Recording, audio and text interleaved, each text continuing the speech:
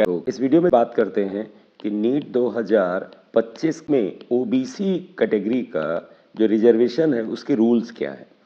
Other backward classes belongings to non creamy layer that is OBC NCL 27% of the seats in every course। MBBS का course हो या BDS का course हो या BSc nursing का course हो, इन सभी में 27% सीट्स जो हैं वो OBC NCL मतलब नॉन क्रीमी लेयर के विद्यार्थियों के लिए रिजर्व है। OBC NCL should be listed in the current updated central list of OBC NCL। वही विद्यार्थी जो OBC कैटेगरी के हैं, नॉन क्रीमी लेयर के हैं और उनकी कास्ट जो है, उनकी जो जाति है, वो सेंट्रल लिस्ट जो है, जो कि इस वेबसाइट पे मौजूद है। आप इस वेबसाइट को खोल के देखिए, अगर आपकी कास्ट जो है उस सेंट्रल लिस्ट में है, अगर सेंट्रल लिस्ट में आपकी जाति नहीं आ रही तो क्या आप रिजर्वेशन ही नहीं ले सकते हैं? बेटे, ऑल इंडिया कोटा एमसीसी में आपको रिजर्वेशन का फायदा नहीं मिलेगा। लेकिन आप जिस स्टेट से बिलोंग करते हैं, सपोज आप यूपी स्टेट से बिलोंग करते हैं या बिहार से बिलोंग करते हैं या कर्नाटका से बिलोंग करते हैं, तो जो स्टेट काउंसलिंग होगी, जिस समय एग्जामिनेशन के बाद काउंसलिंग स्टार्ट होगी, उसमें आप अपना ओबीसी का सर्टिफिकेट लगाइएगा।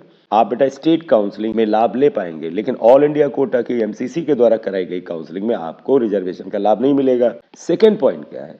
OBC NCL present in the state list but not covered in central list of OBC NCL as per the list in this website are not eligible to claim the reservation। वही बात जो मैंने आपको बता दिया है कि अगर आपका नाम स्टेट OBC की लिस्ट में है लेकिन सेंट्रल लिस्ट में नहीं है, तो आप बेटा एलिजिबल नहीं है OBC रिजर्वेशन के लिए ऑल इंडिया कोटा की काउंसलिंग के लिए।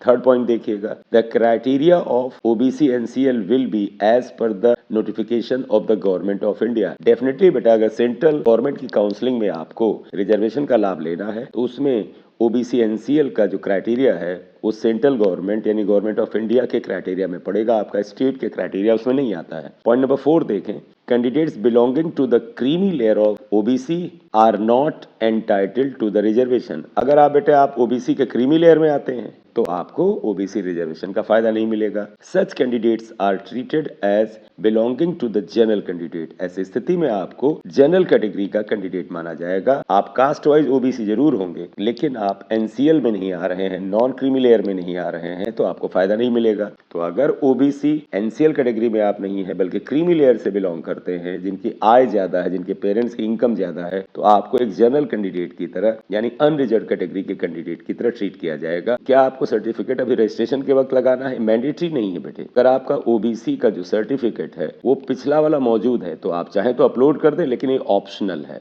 क्योंकि बाद में ओबीसी का जो सर्टिफिकेट है वो आपको 1 अप्रैल 2025 के बाद रिन्यूअल कराना पड़ेगा या दोबारा बनवाना पड़ेगा। Thank you very much.